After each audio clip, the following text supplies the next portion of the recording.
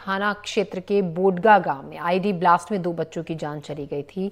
बीजापुर के एसपी जितेंद्र यादव ने जानकारी दी थी कि नक्सलियों के लगाए प्रेशर आईडी की चपेट में आने से 2 मासूम बच्चों की मौत हो गई, जिसके बाद प्रदेश के मुख्यमंत्री विष्णुदेव साय ने सोशल मीडिया प्लेटफॉर्म एक्स पर घटना में मारे गए दोनों बच्चों को श्रद्धांजलि देते हुए पीड़ित परिवार के प्रति गहरी संवेदना व्यक्त की।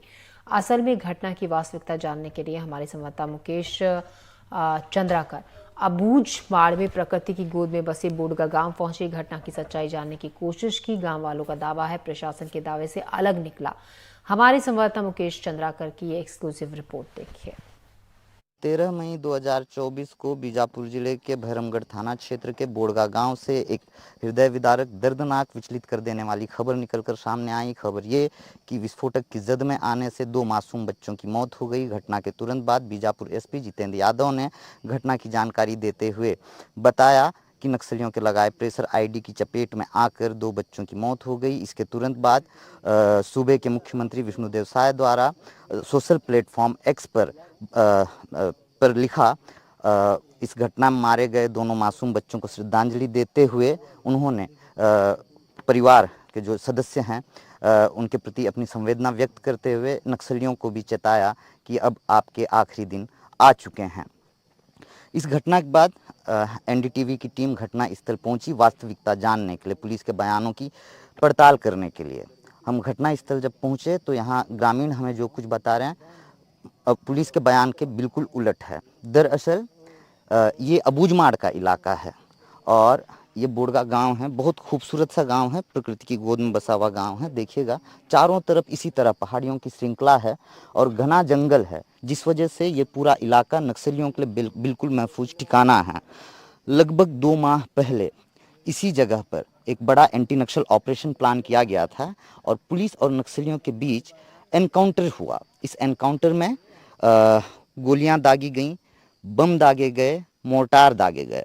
उसमें से एक मोर्टार इसी खेत में आकर इस जगह पर पड़ा रहा। तो बच्चे इस जगह से कुछ दूरी पे तेंदुपत्ता का फड है, यहाँ आए हुए थे और इस खेत में इस जगह पर खेल रहे थे। खेलते खेलते उनकी नज़र इस मोर्टार पर पड़ी, इस जगह धंसे हुए मोर्टार पर पड़ी।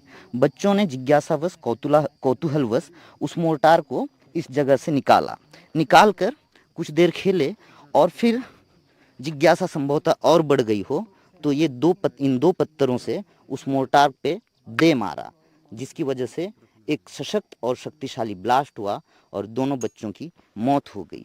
मौत के बाद घटना स्थल पर अभी भी उन 2 छोटे छोटे मासूम बच्चों के अवशेष स्वरूप ये हड्डियां पड़ी हुई हैं।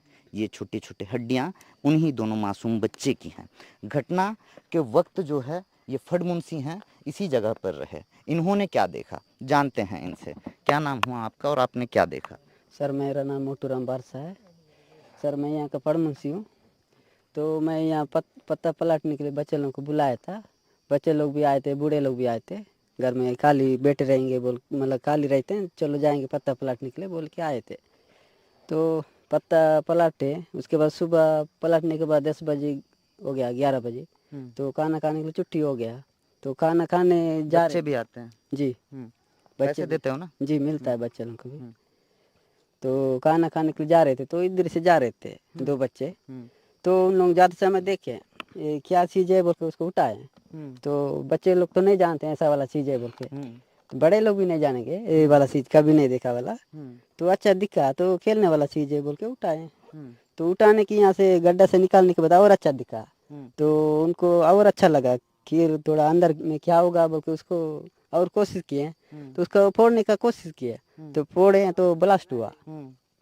तो ब्लास्ट होने के बाद दोनों बच्चे को पड़ा है।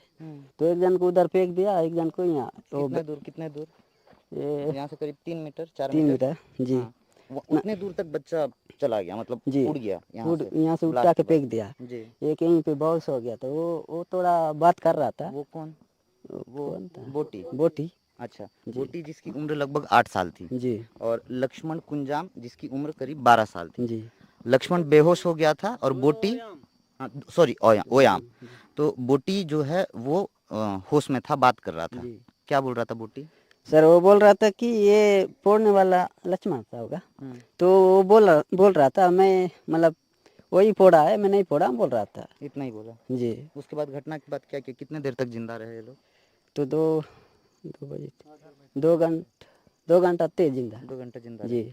घटना के तुरंत बाद फिर वो यहाँ पे घायल रहे, तो यहाँ से फिर कहाँ लेके गए? सर हम लोग तुरंत वो ब्लास्ट होने के बाद तुरंत बक के आए इधर। हम्म। तो वहाँ 2 बच्चे दिख रहे हैं, चलो चलो बोल के बक के आए, तो यहाँ पड़े थे जमीन में, हम्म। उनको उठा के छाव में लेके गए। खून से लथपथ थे?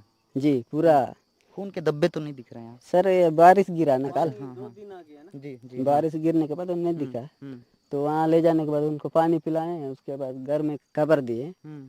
तो उन लोग आए घर वाले, तो उसको लेके गए घर में ले जाने के बाद वो जान चला गया।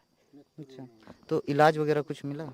नहीं मिला सर। हॉस्पिटल है यहाँ? यहाँ हॉस्पिटल भी नहीं है। नहीं है। जी यहाँ तो पीने के लिए, पानी के लिए बोरिंग भी नहीं है। नहीं है सर, बोरिंग भी नहीं है। तो ये खेत का पानी को उनको पिलाए थे। अच्छा। जी।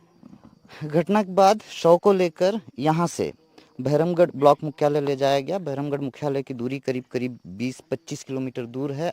यहाँ पहुँचने के लिए पक्की सड़क नहीं है, इंद्रावती नदी है जिस पे पुल नहीं है, जिसकी वजह से पतली सी डोंगी में सवार होकर आपको इस गांव तक पहुँचना होता है। ये अबूझमाड़ का इलाका है, जैसा कि मैंने बताया, बेहद संवेदनशील इलाका है, उतना ही खूबसूरत इलाका भी है। माओवादियों की मौजूदगी इस इलाके में आमतौर पर रहती है। जब शव को बहरमगढ़ ले जाया गया तो वहाँ पे जिले के कलेक्टर भी पहुँचे, विधायक भी पहुँचे। क्या कुछ बोला उन्होंने विकेश?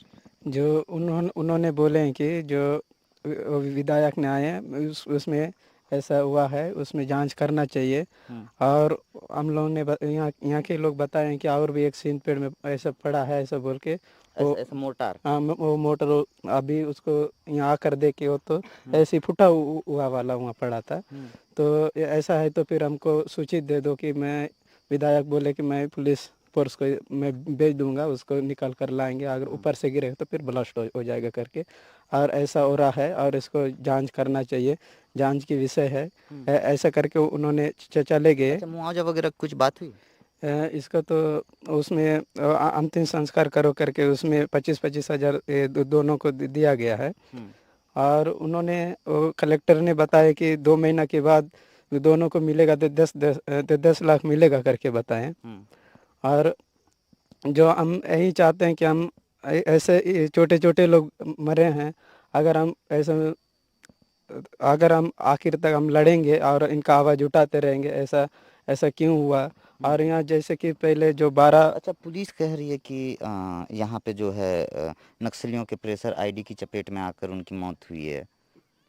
तो ऐसे कह रहे हैं, तो जैसे कि यहाँ जो पुलिस को भी यहाँ पहुँचना चाहिए कि तो इस पुलिस यहाँ नहीं पहुंची अभी? यहाँ अभी तक पहुँची नहीं है।